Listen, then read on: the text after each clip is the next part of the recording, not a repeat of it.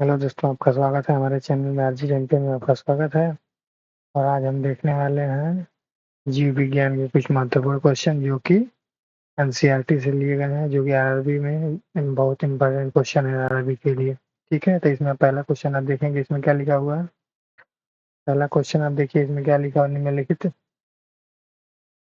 पहला लिखा हुआ आपका निम्नलिखित युग्मों में से कौन सा युग्म जो है सुमेलित नहीं है। ठीक, निम्नलिखित युग्मों में से कौन सा युग्म जो है कि सुमेलित नहीं है। ठीक, तो इसको आपको बताना है, तो आप क्या बताएंगे। देखिए, इसका ऑप्शन नंबर कौन सा सही हो जाएगा। पहला देखिए, आप इसमें दिया हुआ है थियोफेस्टस, जो कि थियोफेस्टस क्या है। थियोफेस्टस आपका है, थियोफेस्टस जो है कि ये वनस्पति के जनक है। बिल्कुल सही है। देखिए कैरोलस लिनियस जो है ये वर्गीकीय विज्ञान के जो है कि जनक है। ये भी बिल्कुल सही है। अगला देखिए इवानोवस्की, इवानोवस्की विषाणु विज्ञान के जनक है। ये बिल्कुल सही है।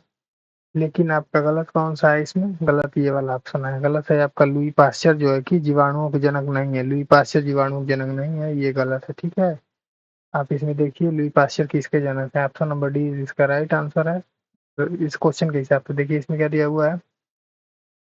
दिए गए युग में से ऑप्शन डी जो है कि सुमेलित नहीं है, क्योंकि जीवाणु विज्ञान देखा, जीवाणु विज्ञान के जनक कौन है। लुई पास्चर नहीं है, बल्कि कौन है, एंटोनी वान लीवेनहाक है। यानी कौन है जीवाणु विज्ञान के जनक। एंटोनी वान लीवेनहाक है। लुई पास्चर ने 1857 ईस्वी में कीड़वन की खोज की और सूक्ष्म जीव विज्ञान एवं रोग विज्ञान के क्षेत्र में अनेक कार्य किए। इन्होंने अजैविक तत्वों से सजीवों की उत्पत्ति के बाद खंडन कर जीवोत्पत्तिवाद को सिद्ध किया। एंटोनी वान ल्यूवेनहाक ने सर्वप्रथम उन्नत सूक्ष्मदर्शी द्वारा जीवित कोशिकाओं के रूप में जीवाणु यानी बैक्टीरिया की खोज की, इसलिए इसे जीवाणु विज्ञान का जनक कहा जाता है। किसको कहा जाता है। एंटोनी वान ल्यूवेनहाक को कहा जाता है जीवाणु विज्ञान का जो है जनक कहा जाता है। ठीक, जीवाणु विज्ञान के जनक कौन है। एंटोनी वान ल्यूवेनहाक कहा जाता है उनको। ठीक है,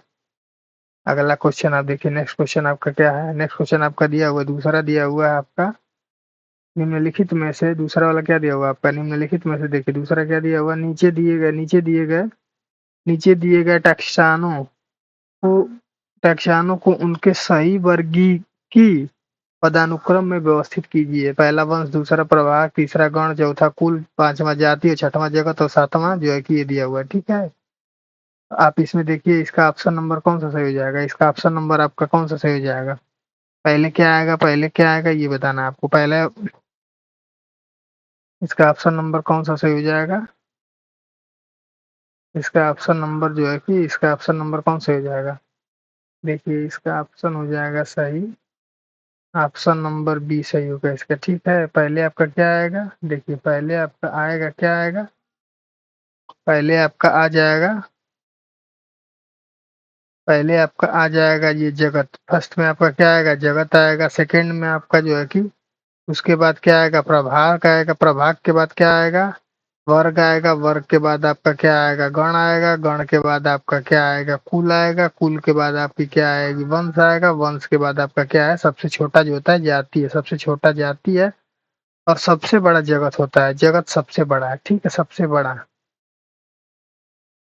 बड़ा जगत और सबसे छोटा जाति होती है। ठीक है, देखिए इसमें देखिए जीव विज्ञान में जो है कि इसका आंसर देख रहे हैं क्या है। इसमें option number B right answer. और इसमें क्या दिया हुआ है, वर्गीकृत। देखिए बी वाले में क्या दिया हुआ है आपका, बी वाला आपका दिया हुआ है ना। बी वाले में आप देखिए क्या दिया हुआ है आपका। बी वाला दिया हुआ है आपका वह ये दिया हुआ है ना। देखिए ये क्या लिखा हुआ है, वर्गीकरण में जीवों में समानताओं एवं असमानताओं के आधार पर निर्मित विभिन्न समूहों को वर्गीकीय विभिन्न असमानताओं के आधार पर निर्मित विभिन्न समूहों को वर्गीकृत यानी समवर्ग कहते हैं। जो वर्गीकरण की इकाई को प्रदर्शित करता है इसे ही वर्गक या ट्रैक्सॉन भी कहते हैं। इसे वर्गक या ट्रैक्सॉन भी कहते हैं। इन वर्गीकीय समवर्ग या ट्रैक्सॉनों को उनके बढ़ते या घटते क्रम में व्यवस्थित करना ही वर्गीकीय पदानुक्रम कहलाता है। कहने का मतलब उनके घटते और बढ़ते क्रम में इनको क्या कहा जाता है, वर्गीकीय पदानुक्रम कहलाता है। अब इसमें आपको देखिए कौन कौन सा है इसमें देखिए। पहला आपका क्या है, देखिए इसमें पहला आपका क्या है, पहला आपका सबसे बड़ा जगत होता है जिसको वर्गीकीय पदानुक्रम में सबसे बड़ी इकाई बोलते हैं, वर्गीकीय पदानुक्रम की सबसे बड़ी इकाई। दूसरा आपका क्या दिया हुआ है, प्रभाग दिया हुआ है। प्रभाग क्या होता है, पादपों में पादपों में संघ और जंतुओं में अनेक वर्गों का समूह होता है, उसे क्या बोलते हैं, प्रभाग बोलते हैं। अगला देखिए तीसरा क्लास, तीसरा इसमें क्या आपका है, वर्ग दिया। वर्ग अनेकों अनेकों गणों का समूह वर्ग कहलाता है। गण क्या होता है, अनेकों कुलों का समूह कहलाता है। कुल क्या होता है, फैमिली। अनेकों जो है कि अनेकों वंशों का समूह होता है। वंश क्या है, अनेकों जातियों का समूह होता है। जाति क्या है, वर्गीकरण की सबसे छोटी और आधारभूत इकाई है। और देखिए जातियों के समूह क्या बोलेंगे, वंश बोलेंगे, वंशों के समूह कुल बोलेंगे, कुल के समूह को गण बोलेंगे, गण के समूह को वर्ग बोलेंगे, और वर्गों के समूह को क्या बोलेंगे, प्रभात बोलेंगे, और प्रभातों के समूह को क्या बोलेंगे, प्रभातों के समूह को क्या बोलेंगे, जगत बोलेंगे, या फिर वर्गीकीय पदानुक्रम की सबसे बड़ी इकाई है। ठीक है। क्वेश्चन नंबर आप तीसरा देखिए, क्वेश्चन नंबर तीसरा आपका क्या दिया हुआ है। क्वेश्चन नंबर तीसरा आपका देखिए क्या दिया हुआ है, सूची एक से सूची दो को मिलान करिए। मिलान करना है तो सूची एक से सूची दो को मिलान करने के लिए क्या करेंगे आप, तो आप जो है कि इसका मिलान करने के लिए देखिए, इसका जो है चार्ल्स डार्विन किससे मिलेंगे। चार्ल्स डार्विन आपका होता है the origin of species, the origin of species से मिलेंगे। और आपका जो है कि कैरो कैरोलस कैरोलस लीनियस जो मिलेंगे किससे मिलेंगे, इसका ये है सिस्टेमा नेचुरी। इसके बाद आपका कार्ल वोस किससे मिलेंगे, कार्ल ओस आपका मिलेंगे पहले वाले से मिलेंगे, ये किससे मिलेंगे, तीन डोमेन प्रणाली। और आर एच विटेकर किससे मिलेंगे, पांच जगत जगत प्रणाली जो है उससे मिलेंगे, आर एच विटेकर। ठीक है। अब इसमें आगे ऑप्शन नंबर इस हिसाब से कौन सा हो जाएगा, ऑप्शन नंबर आपका सी हो जाएगा, ऑप्शन नंबर आपका सी। और इसमें आगे बढ़ते हैं, आगे देखिए इसमें व्याख्या आपका क्या दिया हुआ है, व्याख्या देख लीजिए। व्याख्या में आपका क्या दिया हुआ है, व्याख्या देखिए आप क्या दिया हुआ है। व्याख्या में आप देखिए इसमें दिया हुआ है कि चार्ल्स डार्विन के बारे में दिया हुआ है। देखिए चार्ल्स डार्विन ने जैव विकास की अवधारणा को समझाने हेतु प्राकृतिक चयनवाद का प्रतिपादन किया, जिससे उन्होंने 1859 ईस्वी में अपनी पुस्तक दी ओरिजिन ऑफ स्पीसीज, क्या पुस्तक का नाम है, the origin of species the origin of species जो है में प्रकाशित जो है किया। और कैरोल लीनियस ने द्वि नाम पद्धति यानी बाइनोमियल जो होता है, बाइनोमियल नॉमेनक्लेचर का मतलब होता है द्वि नाम पद्धति का उदाहरण सहित प्रतिपादन अपनी पुस्तक सिस्टेमा नेचुरी में किया था। समझ रहे हैं। उसके बाद आगे क्या है, कार्ल बोनस ने मोनेरा जगत के प्रोकैरियोटिक जीवाणुओं को आर्किया या यूबैक्टीरिया नामक दो डोमेनों एवं शेष यूकैरियोटिक जीवों को यूकैरिया नामक डोमेन में विभाजित कर तीन डोमेन प्रणाली का प्रदर्शन का जो है प्रतिपादन किया। तीन डोमेन प्रणाली का क्या किया, प्रतिपादन किया। ठीक है। और आगे इसमें क्या मिला आपका,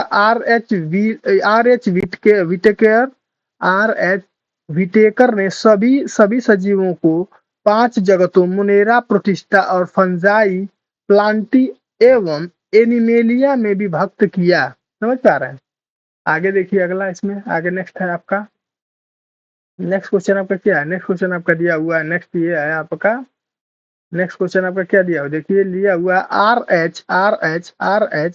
आर एच विटेकर द्वारा प्रयुक्त जीवधारियों के पांच जगत वर्गीकरण के आधार पर निम्न में से कौन है, पांच जगत वर्गीकरण के आधार पर निम्न में से कौन है। ठीक है। तो इसमें पहला ऑप्शन क्या दिया हुआ है, पहला जो है कोशिका का यूकैरियोटिक का प्रोकैरियोटिक होना, ये नहीं है।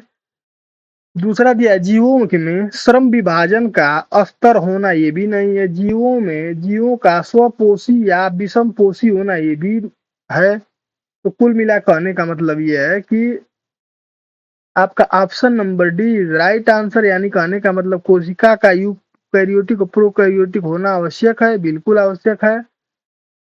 और उसके बाद आपका दूसरा क्या है, जीवाणुओं में श्रम विभाजन का स्तर होना आवश्यक है, तीसरा आपका दिया हुआ है जीवों का स्वपोषी अभिभाजन स्तर होना ये भी जरूरी है, बिल्कुल जरूरी है, नहीं option number D is right answer. अब आगे देखिए, आगे क्या लिखा हुआ है इसमें, लिखा हुआ है ये कि आपका दिया है क्या, दिए गए विकल्प में आर एच विटेकर द्वारा जो है कि प्रयुक्त जीवधारियों के 5 जगत वर्गीकरण के आधार पर है।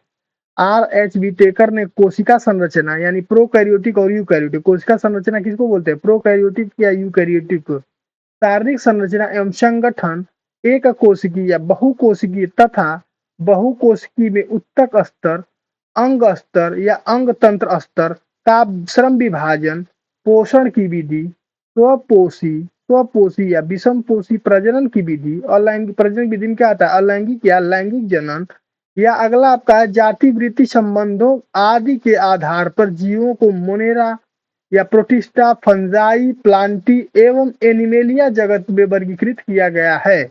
ठीक है, एनिमेलिया जगत में वर्गीकृत किया गया है, समझ रहे। अब मोनेरा जगत के बारे में थोड़ा जानेंगे, मोनेरा जगत के बारे में जानेंगे, मोनेरा जगत के बारे में जानेंगे और क्वेश्चन को भी देखेंगे। ठीक है, मोनेरा जगत के बारे में भी जानेंगे। पहली बात तो मोनेरा जगत के बारे में जानेंगे, मोनेरा जगत से रिलेटेड क्वेश्चन है। ठीक है, अब इसमें देखिए क्वेश्चन नंबर 5 क्या कर रहा है, किस आधार पर एक कोशिकीय होते हुए भी अमीबा को प्रोटिस्टा, किस आधार पर एक कोशिकीय होते हुए भी अमीबा को प्रोटिस्टा जगत का सदस्य जबकि राइजोबियम को मोनेरा जगत का सदस्य माना जाता है। यानी किस आधार पर एक कोशिकीय होते हुए भी अमीबा को प्रोटिस्टा और राइजोबियम यानी एक कोशिकीय जीव अगर पूछे आपसे तो क्या बताएं, अमीबा और राइजोबियम जो कि दोनों एक कोशिकीय है, लेकिन अमीबा प्रोटिस्टा जगत में का सदस्य है और राइजोबियम किसका है, मोनेरा जगत का सदस्य है।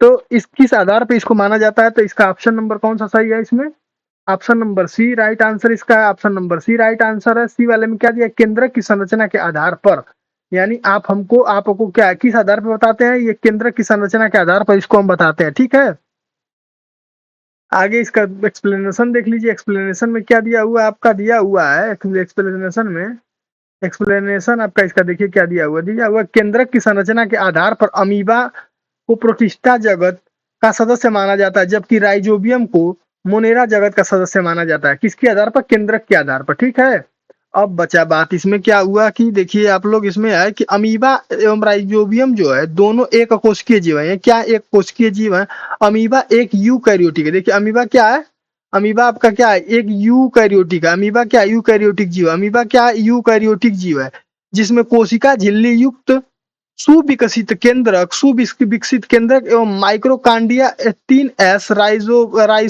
राइबोसोम या अंतःप्रद्रव्ययी जालिका जैसे विकसित कोशिकांग पाए जाते हैं। क्या पाए जाते हैं, जिसमें कोशिका झिल्ली युक्त सुविकसित केंद्रक एवं माइटोकांडिया 18S राइबोसोम अंतःप्रद्रव्ययी जालिका जैसे विश्व जगत यानी जैसे विकसित जगत कोशिकांग पाए जाते हैं। आगे इसमें क्या दिया हुआ, राइजोबियम एक प्रोकैरियोटिक जीवाणु है। राइजोबियम क्या है, एक प्रोकैरियोटिक जीवाणु है जिसमें केंद्रक झिल्ली की अनुपस्थिति होती है। जिसमें क्या होती है, केंद्रक झिल्ली की अनुपस्थिति होती है। केंद्रक की जगह केवल डीएनए ही पाया जाता है, केंद्रक की जगह क्या पाया जाता है, राइजोबियम जो होता है एक प्रोकैरियोटिक जीवाणु है जिसमें केंद्रक झिल्ली अनुपस्थित होती है एवं केंद्रक पर ही जगह केवल डीएनए ही पाया जाता है। इसमें जो है विकसित कोशिकांगों का भी अभाव होता है, इसमें विकसित कोशिकांगों का भी अभाव होता है। इसी कारण से ये दोनों अलग अलग जगत के सदस्य हैं। इसमें क्या होता है, इसमें विकसित कोशिकांगों का भी अभाव होता है और ये इसी कारण जो है कि अलग अलग जगत के सदस्य हैं। ठीक है, अलग अलग जगत के सदस्य हैं। इसके बाद नेक्स्ट क्वेश्चन आप देखेंगे, नेक्स्ट क्वेश्चन आपका क्या दिया हुआ है, दिया हुआ आपका मोनेरा जगत के बारे में दिया हुआ है। ठीक है, मोनेरा जगत के बारे में देखते हैं। मोनेरा जगत के संदर्भ में निम्नलिखित में से कथन पर विचार करना है। क्या विचार करेंगे हम, देखिए कथन पे अब आते हैं।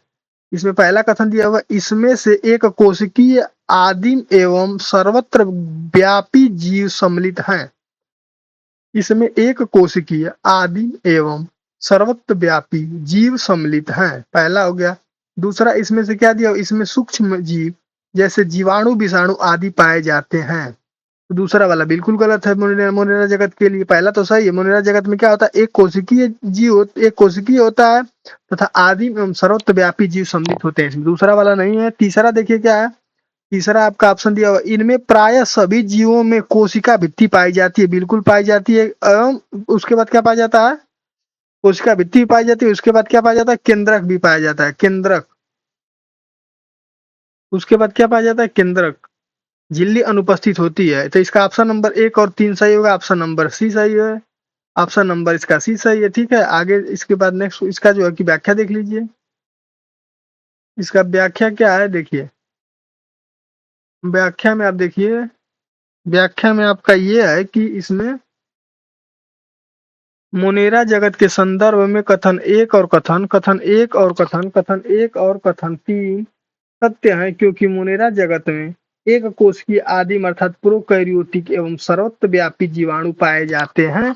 ये जीव जो है महासागरों की गहराई, ध्रुवों, गर्म पानी के झरनों, दलदलों, मरुस्थलों आदि सभी स्थानों पर पाए जाते हैं। इसे केंद्रक, इसमें केंद्रक झिल्ली का अभाव होता है एवं अल्प विकसित केंद्रक या केंद्र केंद्र काभ पाया जाता है, जिसमें कोशिका द्रव्य में केवल डीएनए उपस्थित होता है, जिसमें कोशिका द्रव्य में केवल डीएनए उपस्थित होता है।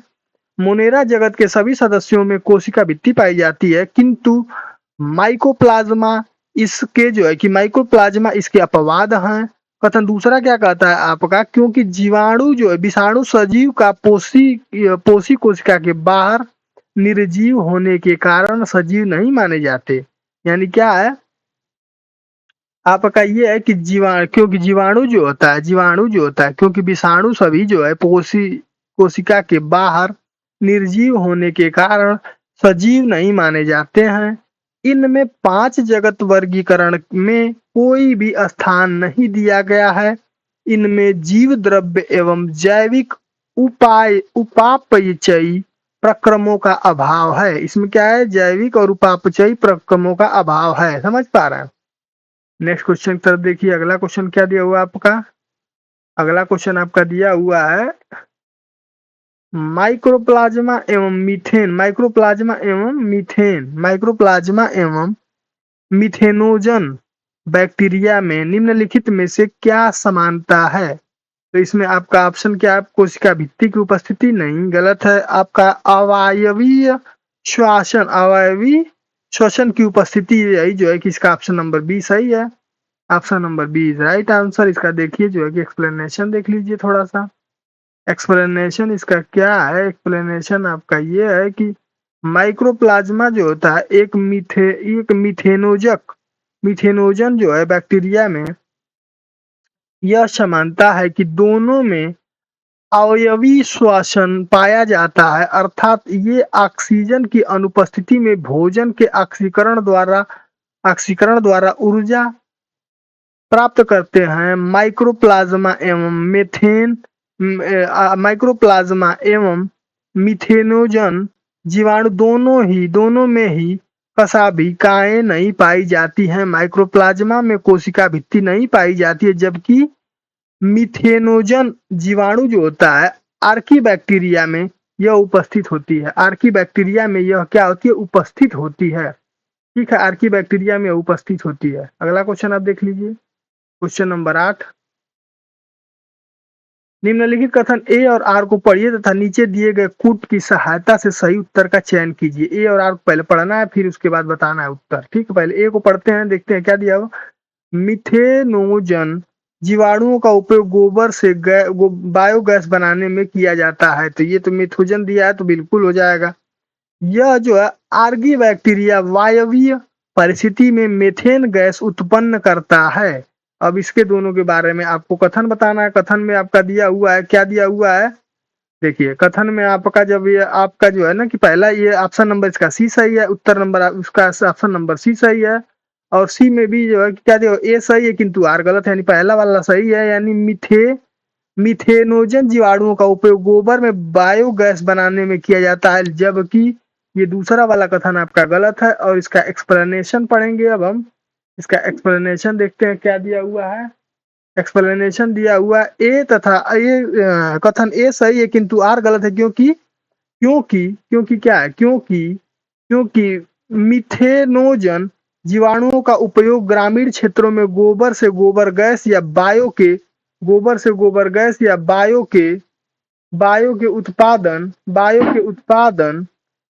उत्पादन में किया जाता है। ये जीवाणु अब आर्किक बैक्टीरिया होते हैं जिसमें अवायवीय श्वसन पाया जाता है। इसमें जो है कि आगे रूमिनेंट पशुओं जैसे गाय भैंस आदि के आमाशय में उपस्थित ये जीवाणु ऑक्सीजन की उपस्थिति में कार्बनिक पदार्थ चारा या गोबर का या अपघटन कर मीथेन CH4 गैस का उत्पादन करते हैं। बायो गैस संयंत्र में गोबर के अवायवीय अपघटन से प्राप्त बायोगैस का उपयोग प्रायः भोजन को पकाने में किया जाता है।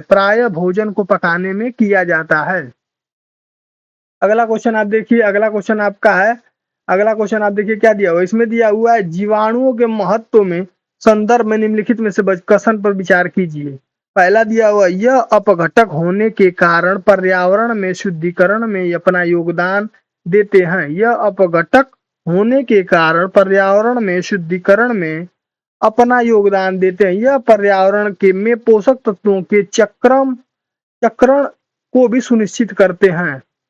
यानी option number A is right answer. दूसरा देखिए, यह भोजन के सड़ने से लेकर जंतुओं पादपों एवं मानवों में अनेक रोग उत्पन्न करते हैं तथा कभी कभी भूमि को बंजर भी बनाते हैं। इसलिए ऑप्शन नंबर इसका 2 राइट आंसर। ऑप्शन नंबर इसका जो है कि कौन सा होगा, option number B is right answer. इसमें 1 और 2 दोनों सही हैं। ठीक है, आगे इसका एक्सप्लेनेशन भी देख लेते हैं। एक्सप्लेनेशन क्या दिया हुआ है, इसका एक्सप्लेनेशन ये दिया हुआ है कि जीवाणुओं के महत्व के संदर्भ में 1 और 2 दोनों सही है। यानी कि मृतोपजीवी जो जीवाणु होता है यानी मृत कार्बनिक पदार्थों के अपघटन से जो ऊर्जा प्राप्त करते हैं तथा पर्यावरण के शुद्धता एवं पोषक तत्वों के पुनः चक्रण यानी रिसाइकल में सहायक होते हैं। जीवाणुओं की अपघटन प्रक्रिया के कारण ही मृत जंतु पादपों की झड़ी हुई पत्तियां और फलों के छिलके आदि जो है कार्बनिक अपशिष्ट कुछ ही समय में वातावरण से गायब हो जाते हैं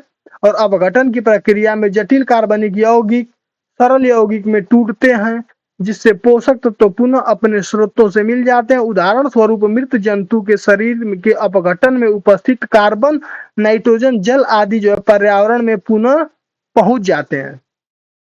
समझ गए। इसमें आगे इसका अगला एक्सप्लेनेशन में आगे क्या लिखा हुआ है, आगे लिखा हुआ है जीवाणु जो होता है भोजन को सड़ाने अपघटन से लेकर कभी कभी भूमि को भी बंजर भी करते हैं। जैसे कि विनाइट्रिकारी यानी जीवाणुओं में मृदा में उपस्थित नाइट्रेट को वायुमंडलीय नाइट्रोजन में परिवर्तन कर मृदा में नाइट्रोजन की मात्रा को कम करते हैं। ये जो है कि रोगजनक भी होते हैं एवं पादपों यानी क्या है सिट्रस कैंकर रोग यानी जंतुओं यानी एंथ्रेक्स रोग तथा मानव टाइफाइड में रोग उत्पन्न करते हैं। समझ गए। अगला क्वेश्चन आप देखिए, अगला क्वेश्चन आपका दिया हुआ है, क्या दिया हुआ है, अगला क्वेश्चन आपका दिया हुआ है निम्नलिखित में से जीवाणुओं के संदर्भ में कौन सा कथन असत्य पूछ रहा है। इस बात को आप ध्यान रखिएगा, असत्य पूछ रहा है। देखिए ये वाला टर्म में आप ध्यान रखेंगे, असत्य पूछ रहा है। जीवाणुओं के टर्म में पूछा लेकिन असत्य पूछ रहा है, तो इसका ऑप्शन कौन सा सही हो जाएगा, ऑप्शन नंबर ए सही होगा इसका।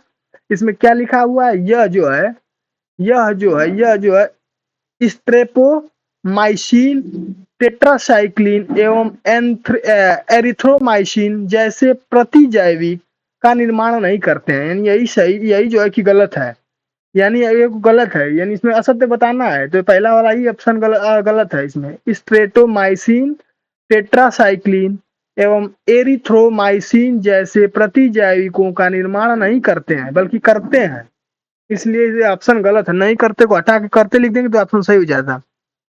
दूसरा क्या दिया हुआ, यह जो है नाइट्रोजन स्थिरीकरण यानी फिक्सेशन द्वारा कृषि हेतु मृदा की उर्वरकता को बढ़ाते हैं। यानी option number A is right answer. और इसका एक्सप्लेनेशन देख लेते हैं। एक्सप्लेनेशन में क्या दिया हुआ है आपका, इसमें दिया हुआ है कि जीवाणु के संदर्भ में कथन एक असत्य है क्योंकि जीवाणु द्वारा स्ट्रेप्टोमाइसिन टेट्रासाइक्लिन एवं एरिथ्रोमाइसिन जैसी प्रतिजैविक औषधियों का निर्माण किया जाता है। जबकि 2 और 3 असत्य हैं।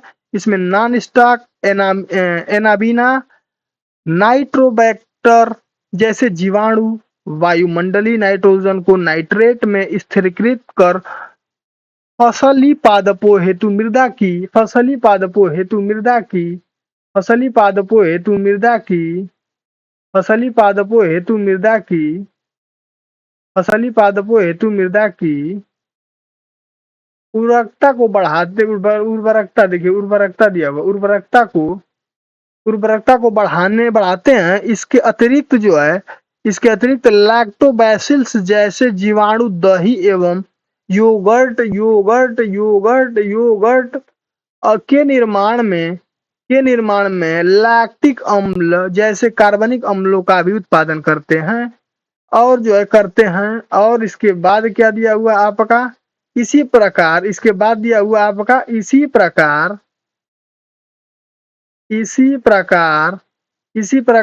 एसिटोबैक्टर जीवाणु सिरका या एसिटिक अम्ल का उत्पादन करते हैं।